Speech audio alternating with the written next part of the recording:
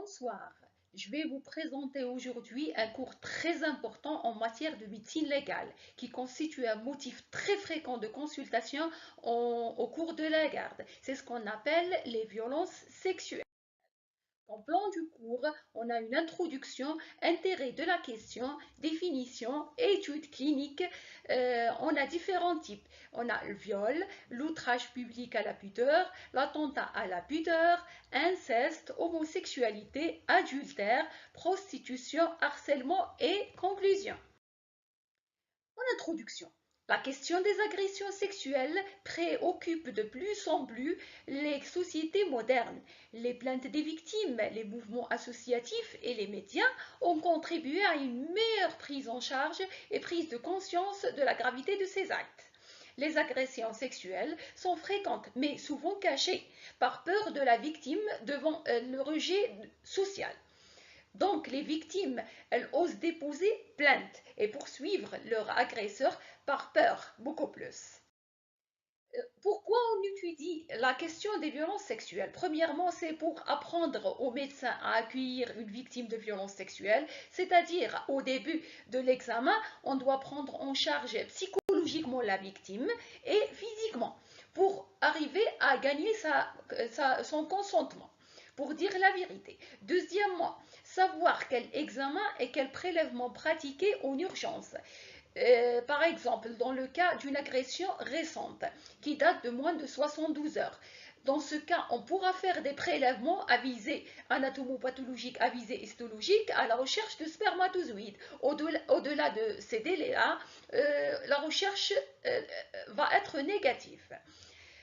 Troisième point, c'est savoir quelle prescription envisager pour la victime. Ça concerne beaucoup plus la prescription de la pilule. Mais le cas du médecin légiste, il n'est pas un médecin traitant pour le même, un médecin expert et un médecin traitant pour le même malade. Il doit orienter la victime au service de gynéco ou à la maternité pour qu'il lui prescrive la pilule. Mais la prescription de la pilule dans un délai qui n'excède pas le 72 heures. Quatrième point, c'est apprendre au médecin à informer et orienter la victime sur son parcours judiciaire. La victime, elle ne connaît pas bien ses droits, raison pour laquelle le médecin, une fois il examine la victime, il doit l'informer sur les résultats de son examen et l'orienter vers la justice pour prendre ses droits comme il le faut. Pour la définition, on va entamer le cours. Premièrement, on doit définir les attentats aux mœurs qui sont des crimes ou des délits de nature sexuelle contre des personnes. Ces attentats aux mœurs, qui sont des crimes ou des délits de nature sexuelle, il s'agit de tout acte, fait ou geste de nature à causer un préjudice social en lésant les droits de particuliers, soit qu'il n'ait pas consenti à en être les témoins, soit qu'il n'ait pas consenti à en être les victimes. Et en dernier, ces attentats aux mœurs sont des infractions pénales qui sont punies par la loi. De cette définition, il résulte que ces attentats aux mœurs, c'est tout acte, fait ou geste de nature à causer un préjudice social. Il va léser la victime sur le plan social une fois attachée, en lésant les droits particuliers. Pourquoi? Parce qu'il n'est pas consenti à en être témoin. Parce que cette victime-là, elle n'a pas donné son consentement à être consente à être témoin. C'est le cas de l'outrage public. Je vais expliquer par la suite l'outrage. Soit qu'elle n'a pas donné son consentement à être une victime. C'est le cas de viol. Pour les agressions sexuelles, elles comprennent, selon le code pénal algérien, le viol, l'outrage public à la pudeur, l'attentat à la pudeur, l'inceste, l'homosexualité, l'adultère, le harcèlement et la prostitution. On va entamer l'étude clinique. Pour le viol, première infraction pénale. C'est une violence qu'on fait à une femme que l'on prend de force. Ça veut dire quoi le viol encore? C'est l'acte qui a pour but l'intromission de la verge en érection dans la cavité vaginale contre la volonté de la femme. Veut dire L'acte en lui-même, c'est un acte naturel. Le problème, c'est dans la conduite, avec violence, avec contrainte psychique. La victime du viol ne peut être qu'une femme, parce que la possession d'un homme rentre dans le cadre de l'attentat à la pudeur. Il faut que cette victime-là soit une femme vivante, parce que le coït avec un cadavre constitue ce qu'on appelle la nécrophilie, et il constitue un outrage public à la pudeur. Donc, dans le cas du cadavre, il est important de savoir si le viol a précédé ou suivi le décès. Donc, il résulte de la définition du viol trois conditions. Premièrement, c'est l'acte qui a pour but l'intromission de la verge en érection dans la cavité vaginale de la femme. Deuxièmement, absence du consentement de la femme veut dire il y a des coups et blessures volontaires, c'est-à-dire une agression physique et une contrainte morale. Troisièmement, ça doit être une femme. Et quatrièmement, ça doit être une femme vivante. Pour les formes cliniques du viol, on a l'inceste. Généralement, ces agressions sexuelles commises par inceste sont commises par une personne très rapprochée. Ça peut être un père, un beau-père, un grand-père, un oncle, un frère. Le viol individuel, ce viol individuel, généralement, il est prémédité car il est préparé par l'agresseur et cet agresseur, il connaît bien la victime. On a le viol collectif ou en réunion. Dans ce cas-là, une seule victime et plusieurs auteurs. Le viol sodomique associé, comme son nom l'indique, sodomique veut dire atteinte de la région anale associée, parce que le viol, il s'intéresse à la région génitale. Dans le cas du viol sodomique associé, on va trouver des dégâts sur le plan vaginal en plus des dégâts sur le plan anal. Pour la législation du viol, c'est un crime. Il est nommé par l'article 336 et la peine de 5 à 10 ans quand la victime est un mineur, elle est de 10 à 20 ans. On a autre article qui parle du viol, on a l'article 337. Pour le viol conjugal, en islam, il ne parle pas de viol conjugal. Mais la femme, elle peut déposer plainte contre son époux dans deux situations. Soit dans le cadre d'une agression physique, elle va bénéficier d'un certificat de coups et blessures volontaires, soit dans le cadre d'un acte contre nature, et elle va être examinée sur réquisition et elle va déposer plainte convenablement. Le viol est en islam. Je vous ai cité quelques informations pour la mémoire seulement. Pour la conduite à tenir devant un viol, le médecin, une fois, il va examiner la victime de viol, il va l'accueillir, il va décrire les lésions traumatiques, il va procéder à des examens et des prélèvements biologiques et va instaurer des mesures thérapeutiques si nécessaire. Pour les traces de violence ou de lutte et de défense que porte la victime, on va trouver par exemple des ecchymoses, des égratignures en coup d'angle situées généralement au niveau des faces antéro-internes des cuisses, aux poignets, aux bras, au visage, autour de la bouche et des narines si le criminel a cherché à étouffer les cris. C'est le cas de la suffocation ou s'il a tenté de l'étrangler, c'est la strangulation. Les traces laissées par l'acte sexuel lui-même, on va faire l'examen général, surtout l'examen de l'ensemble des teguments des muqueuses. Les traces de violence recherchées sous forme de lésions traumatiques extragénitales et des ondes de défense. L'examen gynécologique, il va insister sur l'examen de la région vaginale et de la région et de l'hymen qui constitue le témoin anatomique de la défloration. Et on va faire l'examen de la région anale s'il y a un viol sodomique associé.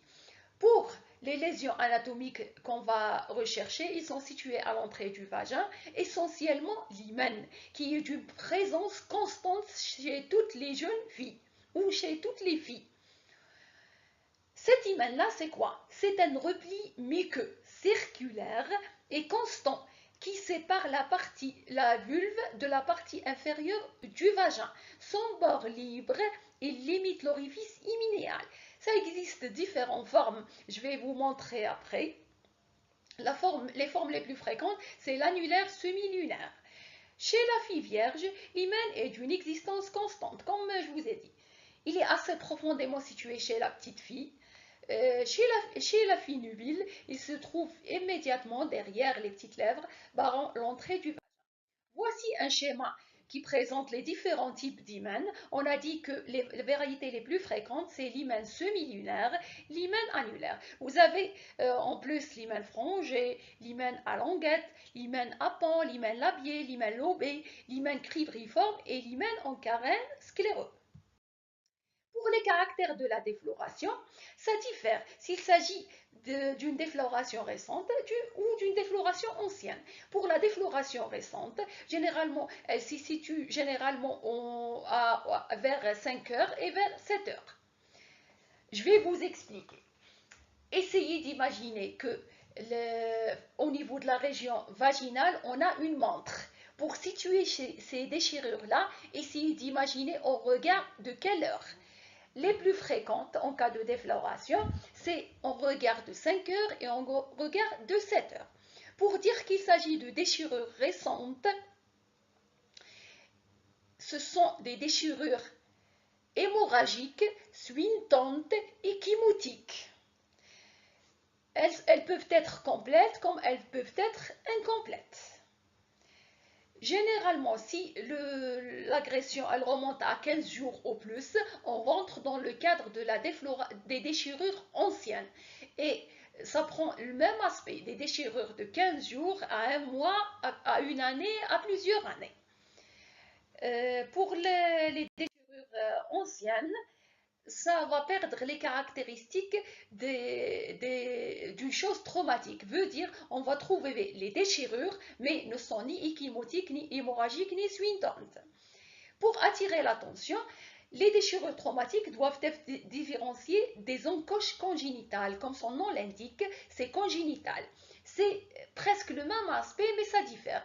À différencier entre les encoches et les déchirures, ils sont complètes, alors que les encoches congénitales, ils ne sont pas complètes, ils sont incomplètes.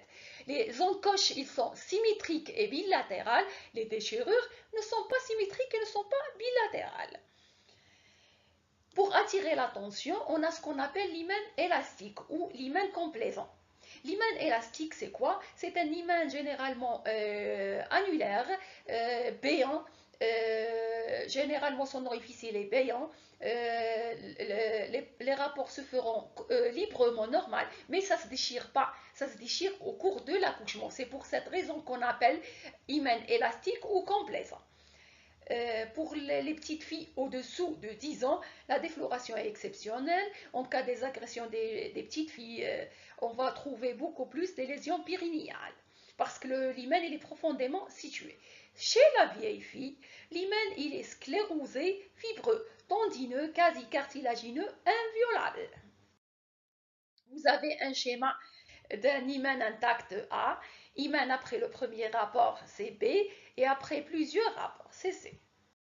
Et vous avez un schéma qui vous présente différents types de déchirures, mais c'est des déchirures anciennes. On n'a pas de déchirures récentes dans ce cas-là. Pour les traces hémorragiques, je vous ai dit que la défloration récente, en résulte des déchirures récentes, échymotiques, suintantes. Donc, les traces hémorragiques, on va trouver du sang sur les sous-vêtements et sur le sol. S'il existe un hymen qui est dit complaisant ou élastique, ces traces-là sont inexistantes.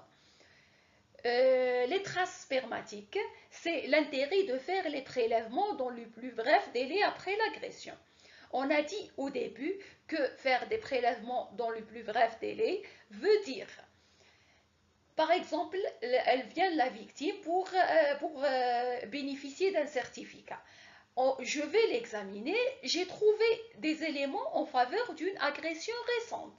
Dans ce cas, je vais faire un prélèvement à l'aide de tubes à écouvillon au niveau de la région génitale. Ces prélèvements-là, je dois faire en double. L'un pour envoyer au laboratoire de l'histologie ou de l'anapath à la recherche de spermatozoïdes et je vais garder le deuxième pour éventuelle contre-expertise.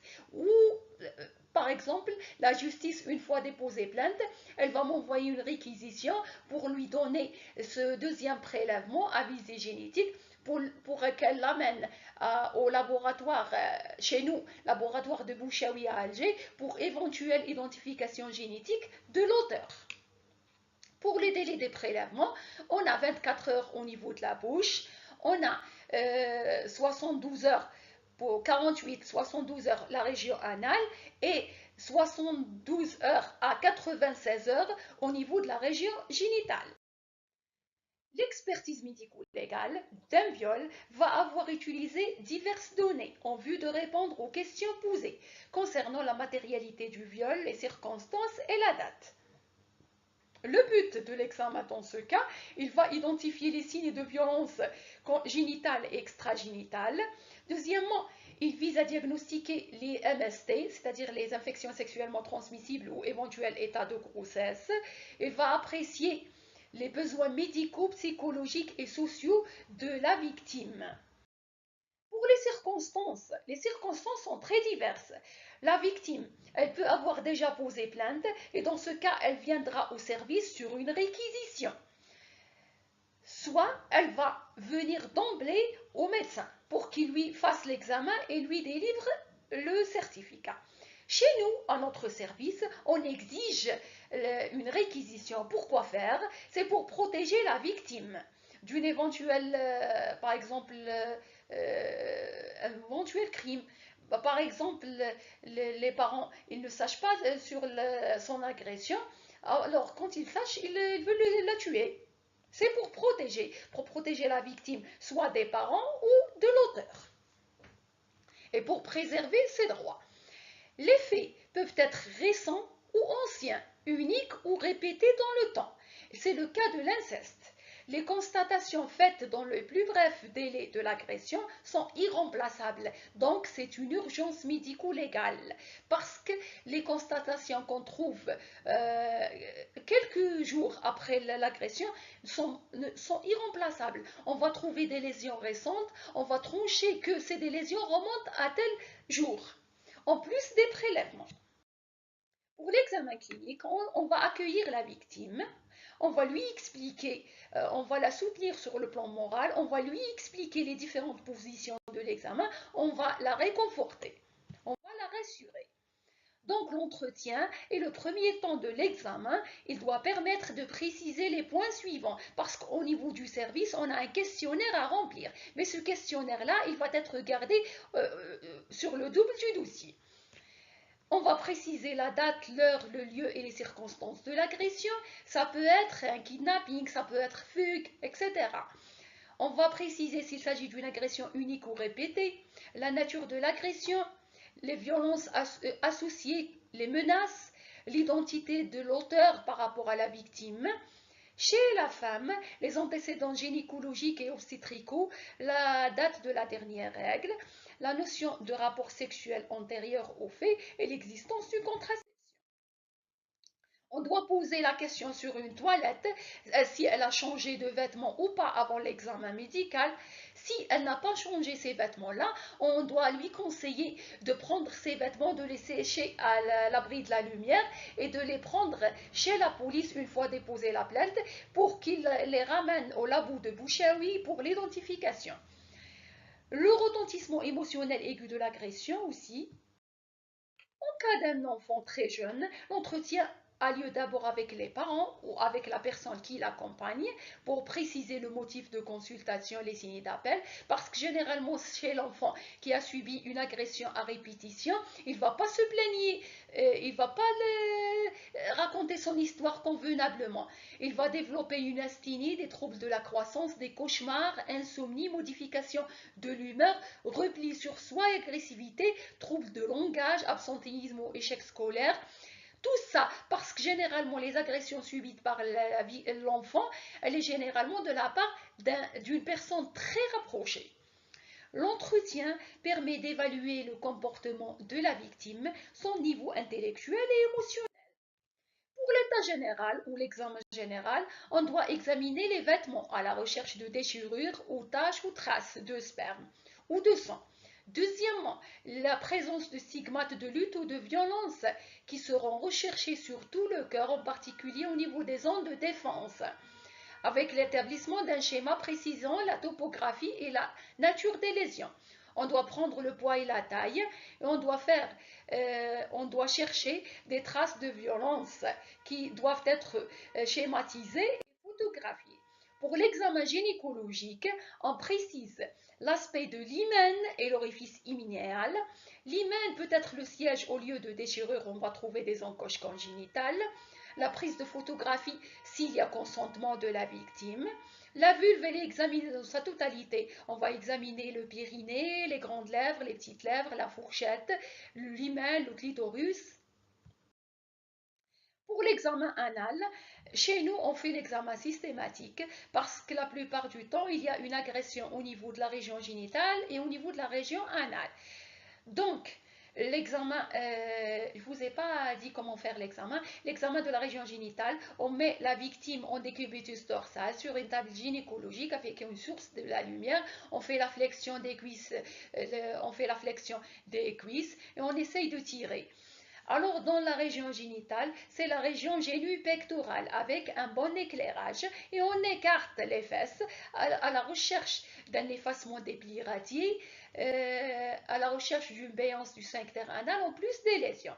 C'est cet ensemble de lésions caractéristiques de ce qu'on appelle la sodomisation chronique ou les lésions de pédérastie chronique. À ne pas oublier l'examen endométrial. Pour les prélèvements, je vous ai dit qu'il y a un délai pour faire ces prélèvements-là. C'est dans un but d'identifier l'auteur de l'agression et permettre la surveillance médicale de la victime. Je vous ai raconté comment faire le prélèvement. C'est comme la région génitale. On fait un prélèvement à l'aide de tubes à écouvillon. On étale sur lame et lamelle. Puis on fait sécher les tubes à écouvillon à l'abri de la lumière pendant 15 à 30 minutes. Et l'un on garde, l'autre on l'envoie au labo d'Istou ou la NAPAT. Une fois les prélèvements demandés par l'OPG ou par l'officier de la police judiciaire, on doit les mettre sous scellé. Il convient par la suite de dépister une éventuelle grossesse. Si par exemple l'agression, elle n'a pas pris la pilule dans le délai de 72 heures, il n'y aura pas de règle. On doit suspecter une grossesse, surtout si l'agression a eu lieu aux alentours de la période de l'ovulation. Deuxièmement, on doit dépister une infection sexuellement transmissible et on doit orienter la malade vers les services d'épidémiologie. On va réaliser des prélèvements sanguins et urinaires à la recherche de soumission chimique parce que la victime, des fois, elle vous rapporte la notion que l'auteur lui a donné une chose à boire et elle a perdu connaissance. C'est ce qu'on appelle la soumission chimique. On va faire un prélèvement des cheveux de la victime à la recherche d'une consommation chronique. Pour la prise en charge de la victime, on va faire une prévention des infections sexuellement transmissibles par un traitement antirétroviral.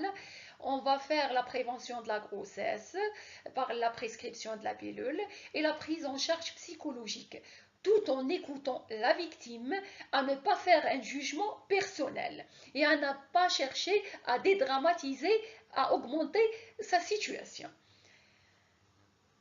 Et on évite la surestimation.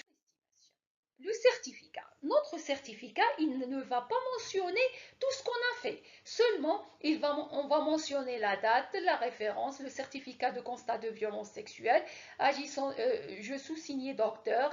Par exemple, moi, Rahmouni Linda, médecin légiste au service de médecine légale du CHU de Batna, agissant sur réquisition de monsieur ou madame l'officier de la police judiciaire, par exemple, de la 3e sûreté urbaine de Batna, en date du référence, à l'effet d'examiner la victime XY âgée 2 et de déterminer si elle a été victime ou non d'une agression sexuelle et ou physique. Certifie avoir accompli ma mission personnellement et avoir constaté 2 points. Je mets mes constatations. L'examen clinique, l'examen de la région anale, absence ou présence de lésions anales récentes ou anciennes. Je passe examen génital absence ou présence de lésions immunéales, je dois préciser complète ou incomplète, restante ou ancienne, siégeant à, comme j'ai situé par rapport aux heures d'une montre. L'examen somatique, c'est l'examen du reste du corps. Par exemple, je trouve des ecchymoses au niveau des bras, des cuisses. Je dois mentionner la coloration, la présence d'une ecchymose, les dimensions, le siège, la coloration. On conclut, des examens complémentaires si ça nécessite. Je dois mentionner que j'avais fait des prélèvements au niveau des régions génitales et anales dont les résultats sont en cours, si je n'avais pas de résultats. En conclusion, l'examen clinique de la victime XY permet de trouver la présence ou l'absence de lésions anales récentes ou anciennes, la présence ou l'absence de lésions immunéales récentes ou anciennes, la présence ou l'absence de lésions de violence sur le reste du corps. Et je signe mon rapport et j'envoie dans une enveloppe aux autorités. Si la réquisition par le biais des autorités. Alors, généralement sur le plan pratique, on a au niveau des daïras, la réquisition elle est ramenée par la victime elle-même. On doit délivrer une ITT si ça existe des lésions de violence. Mais les lésions anales et immunéales, on ne doit pas mentionner une ITT. ITT, ça concerne des lésions de violence sur le reste du corps. Deuxième cas, c'est l'outrage public à la pudeur. Je commence par un exemple. L'outrage public à la pudeur, vous avez à la période d'été, aux environs des universités, vous avez des sujets de sexe masculin qui se cachent derrière les arbres. Ils exhibent leurs organes génitaux aux jeunes filles dans le but d'une satisfaction sexuelle. C'est un exemple. Par exemple, vous avez un sujet qui urine dans la rue.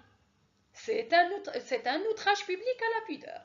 Donc, la définition de l'outrage public à la pudeur, c'est tout acte, fait ou geste à caractère sexuel accompli à distance et en public, de nature à offenser la pudeur ou causer un scandale.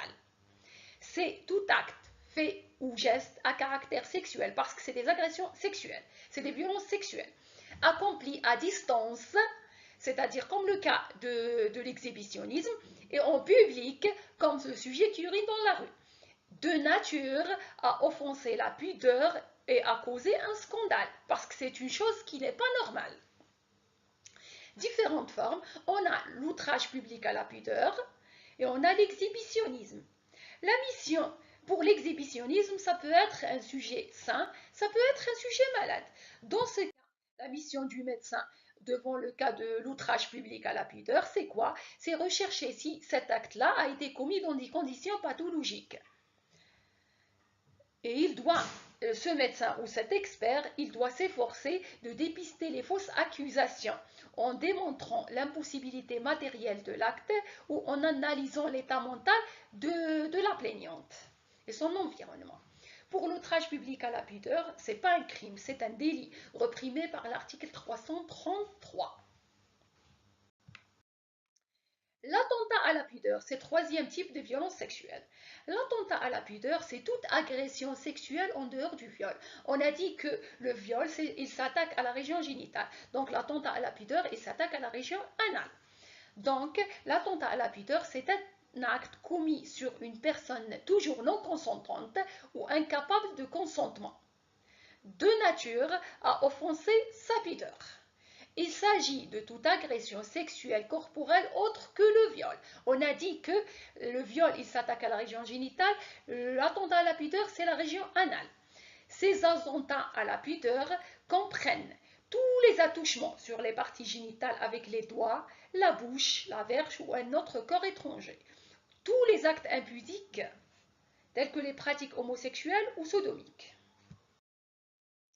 Les plaintes, dans le cas de l'attentat à la pudeur, c'est généralement des petites filles âgées entre 7 et 12 ans, plus rarement entre 15 et 20 ans. Les coupables, c'est généralement des hommes âgés, d'autant plus que l'âge de l'homme, il augmente, l'âge de la victime, il s'abaisse. Il n'est pas rare que le criminel soit l'ascendant ou un parent de la victime. C'est pour cette raison que les familles ils cachent le cas des attentats à la pudeur, comme le cas de l'inceste.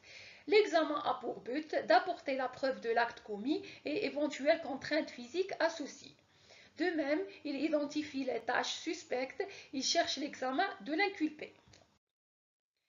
On pourra retrouver une victime de sexe masculin et une victime de sexe féminin. Dans le cas de la victime de sexe masculin, l'examen doit se faire en position génupectorale sous un bon éclairage après avoir rassuré la victime. Les signes de pédastie aiguë, on va trouver, suite au franchissement anal forcé, on va trouver des ecchymoses, des érosions de la marge anale. Alors, dans le cas de la signe de pédastie chronique, c'est-à-dire une agression, un attentat à la pudeur à répétition, on va trouver l'effacement des plis radiés qui sont physiologiques à l'état normal. Alors, dans le cas de la pédastie chronique, ils sont effacés. Deuxièmement, une béance du sphincter anal, il ne se ferme pas ce sphincter. Et la déformation de la région périnéale en entonnoir. Troisièmement, on va trouver les lésions anciennes, les lésions anales anciennes. Parfois, il va développer des condylomes. Dans le cas de la victime de sexe féminin, à ne pas oublier l'examen de la région vaginale associée. Pour la législation de l'attentat à l'ébulliteur, c'est comme le viol, c'est un crime réprimé par l'article 334, 335 et 337 du Code pénal algérien. L'inceste, il s'agit d'une relation sexuelle interdite par charia entre personnes dont le degré de parenté interdit le mariage. L'inceste est prohibé de façon universelle dans toutes les sociétés.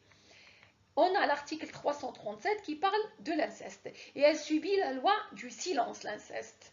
Parce que la plupart du temps, la victime, c'est une petite fille qui subit l'inceste de la part de son père. La grande famille, elle essaye de cacher, de camoufler. On a diverses conséquences suite à l'inceste. On a les conséquences liées au traumatisme, les conséquences psychologiques, les conséquences sociales et relationnelles. Pour l'homosexualité, c'est des relations sexuelles avec des personnes de même sexe. Elle est interdite par l'islam et elle est reprimée par le Code pénal algérien dans son article 338 et c'est un délit. Certains gens disent que l'homosexualité elle est fréquente dans les milieux où il n'y aura pas le deuxième sexe, par exemple comme les marines, les prisons, les soldats. Certains disent que c'est un mode de vie. L'adultère. L'adultère est le fait pour une personne mariée d'avoir des rapports sexuels avec une autre personne autre que son conjoint. C'est un délit reprimé par l'article 339. Je vous ai cité l'article pour apprendre, rien pour connaître et pas pour apprendre par cœur. La prostitution, c'est une activité consistant à échanger de relations sexuelles contre une rémunération, contre l'argent. Elle est pratiquée par les femmes et consommée par les hommes. Le recours à la prostitution, vous avez plusieurs circonstances. Par exemple, une pauvreté, dégradation du système d'entraide traditionnel, les blessures comme les violences conjugales, les agressions, l'inceste, une défloration accidentelle, vous avez la toxicomanie et le terrorisme. On a des articles qui parlent de la prostitution, l'article 342, 343, 46 et 48. Pour le harcèlement sexuel, généralement, il parle seulement de l'harcèlement au milieu du travail. Ce type de violence, il laisse souvent des blessures plus profondes et plus difficiles à effacer que celles résultant des coups. Il s'agit d'un enchaînement d'agissements hostiles dont la répétition affaiblit psychologiquement la victime, dont le but est d'obtenir une relation sexuelle avec elle. Pour la législation, on a l'article 341 qui parle de l'harcèlement au milieu du travail. Et en conclusion, une agression sexuelle est une expérience traumatique profondément déshumanisante.